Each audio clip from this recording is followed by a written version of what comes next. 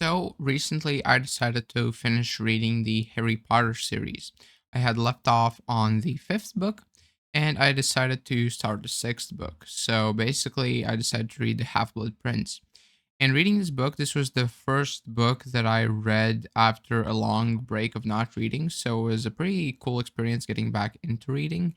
And also, the book was just brilliant. I really liked it. The first chapter immediately got me intrigued. It was pretty interesting, right? So, this video is obviously going to contain a lot of spoilers, not only for this specific book and movie, but like even for the previous movies and books and the future ones.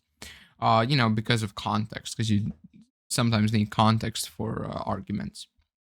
So, Half Blood Prince. I read this book, and every chapter was quite good. Every character, everything was perfectly written. It was detailed. Everything made sense, and it was just a good book. I was really looking forward to watching the movie because that's what I do. I read the book, then I watch the movie, and that's about it.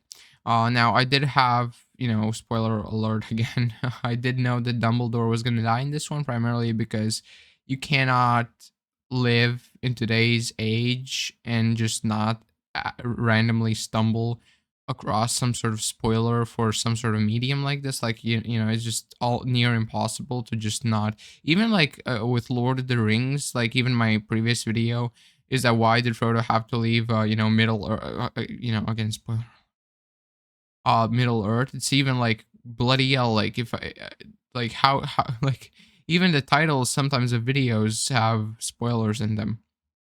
So yeah. So I read this book, and I was just really hopeful to watching the movie. So I finished the book. It was a pretty emotional experience.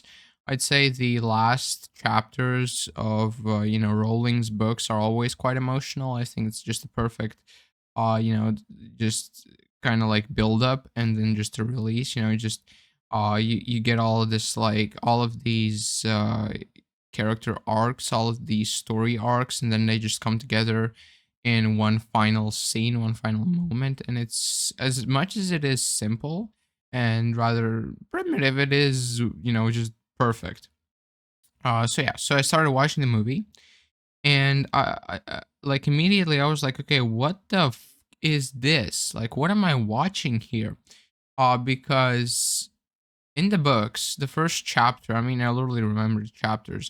The first chapter is the minister of basically the prime minister. And the prime minister, just got like inaugurated, just, became the prime minister of the United Kingdom. And he gets a visit from the minister for magic. And in the Half Blood Prince, the minister of magic, obviously, is Scrimegour. And in the books, he does first get greeted by, Filch. Or no, what? The old one. I forgot what his name was. The one with the bowler hat. And basically, then Scrimeguard comes in. In the movies, however, the first scene we see is Harry Potter sitting in an underground metro, drinking like coffee or something, and reading the Daily Prophet, I think it was. And he was reading it in like a Muggle public place, so that's pretty weird to do that. And I just don't understand what they were thinking when they just decided to completely invent like a completely different start to the like story, because like you kind of have to follow the base material, right? I really don't get why they would start it in a completely different place, because the one that was described in the books it was quite all right. I think they could have easily done what they did with the Deathly Hallows if they needed to, and just release two movies. Because primarily, I just think that it's a much bigger sin to create a movie based on source material and then butcher that source material. I think it's much more logical to maybe bite the bullet and do honor to the source material. So include the vital like they skipped over so many chapters. But that's just the start. That's the start. Then they meet Slughorn, and basically they and Dumbledore go over to this place, which they do in the books, and they do like they did do the like scene where he was like faking his like death so that he wouldn't like be bothered or something, which they did do quite well. But my problem was with the fact that they completely butchered the like whole like Slughorn going to Hogwarts thing. Because like originally he was like, okay, I'm not gonna go to Hogwarts. Like, screw that. And in the books, Harry convinced him. Like, he actually pulled some diplomatic shit, and he actually like got him to, through his words, to basically go to Hogwarts and teach. But in the movies, they basically just like appeared there, and then they were like, okay, if you're not gonna do it, well, then you're just not gonna do it. All right, goodbye. And for some reason, he just changes his mind, which like he was like 100% against it. And then he just runs out and he's like, all right, like all, but which is like such clear nonsense. And I can definitely see how people who haven't read the books being like, yo, this movie's kind of like weird. Like, what are they doing? Like, this doesn't make sense, right? So that's just one of the things. The next thing, like, yeah, this video is me just going through all of the things that I remember were wrong in the movies. The next, like, horribly wrong thing that I saw, in the whole thing was that basically they were riding the Hogwarts Express to, Hogwarts, and in the books, Harry sneaks into Malfoy's cabin, and there's also a scene with where Slughorn has a party on the train, and that was just completely gone, from existence, or Harry wasn't even there. And he and the whole like scene of him hiding in the books, he like goes into a separate like room, like how they have like those cars like rooms on train, but in the movie it's like just one continuous cart. So basically in the books he like stumbled through the door, and that's how like Malfoy really saw. In the movies, how Malfoy just sees one little like flick, and that's how he like knows, oh yeah, Harry Potter is here under the invisibility cloak. So that's just something that's a weird thing, right? And then he does stomp on Harry's, he does Petrificus Totalis him, then stomp on his nose, which he did do in the books. But then for some reason in the movies, Harry gets rescued by Luna. Yep. In the books, however, for those of you who have not read the books, in the books, Harry gets rescued by Tonks. Yep. He gets rescued by Tonks, and Tonks fixes his nose, and they go alone with Tonks to Hogwarts, and I think they meet Snape at the gate. I forgot exactly. And we see Tonks' Patronus, which has changed because she is in a very deep depression.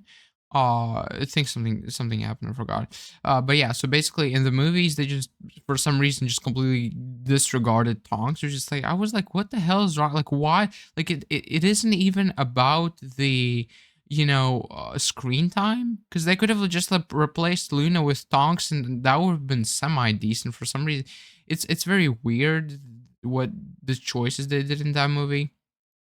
Just complete BS. Now, the next biggest thing that I noticed is that basically throughout the book, Harry has meetings with Dumbledore, and it's one of the main aspects of the books is that there's whole chapters of just Harry being in the office with Dumbledore and looking through the memories. In the movies, we get two scenes. Let that sink in. In the movies, we get only two scenes of Harry and Dumbledore. In the books, I got the impression that Harry and Dumbledore were forming a very close friendship, a very deep understanding, as far as student headmaster relationships go, at least, right? But in the movies, it just seemed that, Dumbledore was just cold and distant, and they never really formed that friendship. I think the perfect, kind of the perfect way to describe how I wanted these interactions to feel like is if you can remember the second movie of Harry Potter, the Chamber of Secrets, and after Harry, kills the snake and does everything, he's in Dumbledore's office, and if they had captured those emotions that they had in the second movie and transferred those same like kind of feeling into the sixth movie, they could have. I think that would have been much more meaningful. And in the books, we also get to learn a lot about, Tom Riddle, about his origin story. I don't even remember really learning anything in the movies about Tom Riddle. So I think this is only like a book reader thing.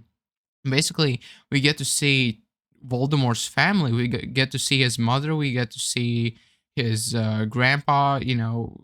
We get to see like where his family originated from. We get to see his dad in the books. I mean, in the books, this is all in the books. And in the movies, they just completely cut everything. They just like I would be fine watching a 5-hour movie that is just a complete summary of the books. Primarily because the book, like I don't know, man. Like this is they just completely butchered it. And one thing that I really also noticed is that the whole movie takes place at Hogwarts, but the movie doesn't like it never feels like Hogwarts, right? It always feels so cold and distant. And I understand like they may have been going for like a, he's growing older, things are changing type of thing, right? But I think they just did it wrong because no matter how old you get, let's say like a place like Hogwarts never really loses its magical ability. And in the books, it was never really described that for some reason Hogwarts was different or something, right? I think that's just something that they did wrong. I think they were trying to appeal to a modern audience, right? They were trying to do like a more modern take on the original, books. What books? The movies, and I don't know. I really just enjoy the first two movies the most. The first five movies are the best in my opinion. The sixth movie is completely like if they had just done what they did in Order of the Phoenix, it would have just been perfect. But yeah, we basically lost a lot. And the one thing I was just like completely like WTF is this is whenever Harry goes to the Weasleys for winter break, for some reason the Death Eaters just randomly attack their house, like set it on fire, and they don't even kill any of them, and this never happened in the books. And it is just so weird that the movie director just decided that they're gonna film this scene because it did nothing.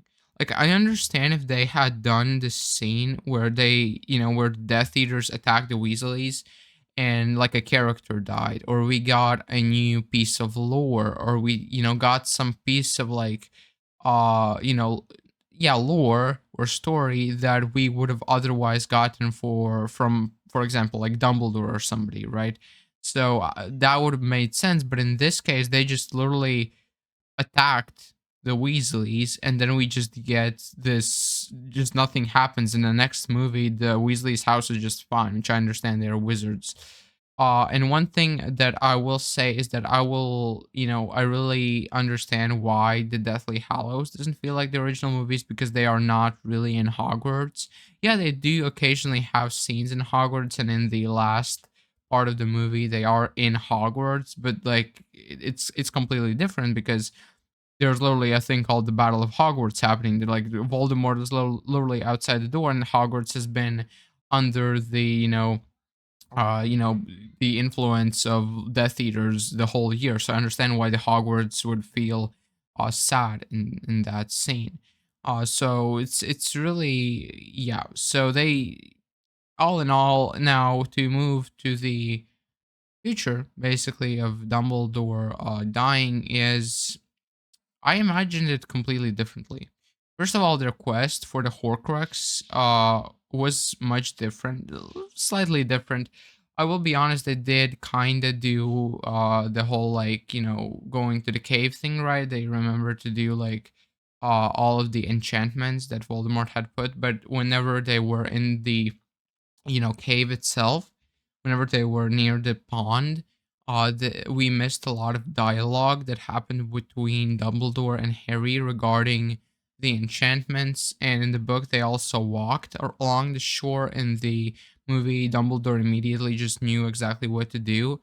And Harry in the book saw, whenever they were in the boat, he saw like dead bodies and he asked Dumbledore about it, and Dumbledore told him, and he said that they were resistant to fire. And in the books, Harry also, he did forget about the fire that the Inferni are weak to fire, but he acknowledged that in the movies it was just completely different. And the liquid and the island itself, where the Horcrux or the fake Horcrux laid, was just completely different. I think in the book, this may be wrong what I'm about to say, but I remember I think that it said it was smooth, that the island was of smooth stone, and there was a basin, a pensieve base, yeah, basin, it's not pensieve, laying on the island, on like a pedestal, and the liquid inside it was green.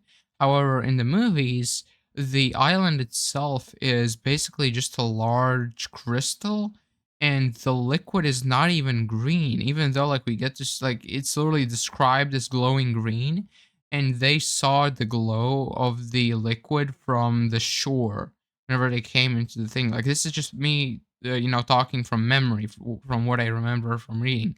So that whole scene was just fucked. And they return to Hogwarts in the movies. They immediately return. But in the books they return to Hogsmeade, and the reason that basically what happens is that one of the barmaids was under the Imperious Curse in Hogsmeade, and she lured Dumbledore, I think, into Hogwarts basically. So the Death Eaters basically trapped him there. So they rode the brooms onto the astronomy tower deck. And in the books, uh Harry was under the invisibility cloak, and Dumbledore Petrificus totaled him, so he couldn't move. And basically Harry saw everything under the invisibility cloak. He didn't see Snape or anybody. So it is just fascinating how much. Also, one thing, like I keep forgetting stuff and then I keep remembering it. After Dumbledore's death, basically they all just gather in the like hospital place and just all like kind of mourn and talk about everything. And in the movies, they also just completely skipped over Dumbledore's funeral, which happened in Hogwarts, and it was like a pretty emotional story, right? Because they did like a like here's where Dumbledore wanted to be buried in Hogwarts, like at Hogwarts, and he was, and it was pretty cool. And there were a lot of interactions between the characters at that funeral. I think that's where Harry broke up with Ginny, so we don't even get to like see that Harry, like they completely effed up the whole like Ginny and Harry part in the movies, primarily because they never really clearly like, oh, so they're together, they're broken up, because like they were together, and it was like in the books it's described like happiest 2 weeks of Harry's life. And then Harry at the end of the Half Blood Prince basically said, yo, like next year I'm gonna just go and fight Voldemort, and I'm gonna probably die, and I just don't want to put you in that place. So like for your own good, like see ya. And that's also the reason they get back together, is because when Voldemort's defeated, it's like, oh well, I guess I can just do anything about it, like there's no threat anymore. And like Harry survived. So that's one thing. But I do think that I think like somehow they fixed the next movies. So the Deathly Hallows, in my opinion, is pretty good. Probably mainly because they did split it into two movies and allow themselves to have more content, although there are still plenty of cut scenes that should have been in the movies. But I think primarily with the Half Blood Prince, having read the books, it is just an atrocity of how much they just cut out, that I think people who have only watched the Half Blood Prince are getting like honestly 20% of the content that is in the books. So if you ever want to like have like a fun time, maybe you should like reread, or not reread, read the Harry Potter series. It's a pretty fun read. Yeah, it is for more on to the kids side, but like who cares, dude? Like what the hell? But yeah, hope you enjoyed. That was my take on the Harry Potter Half Blood Prince books and movies, which I just recently finished the whole series after having read all the books, which was just an incredibly emotional journey. I really, it is just insane. I think these books, this story is gonna be with me for like forever. So yeah, hope you enjoyed. Right, if you liked it, leave a like. If you disliked it, just leave a simple dislike. And if you want to see more, if you liked my previous videos, if you really like this one, then consider subscribing. That is the most meaningful thing to me. Every subscriber is like goddamn. Like like every time somebody subscribes, I'm like immediately happy. So yeah, hope you enjoyed. Goodbye.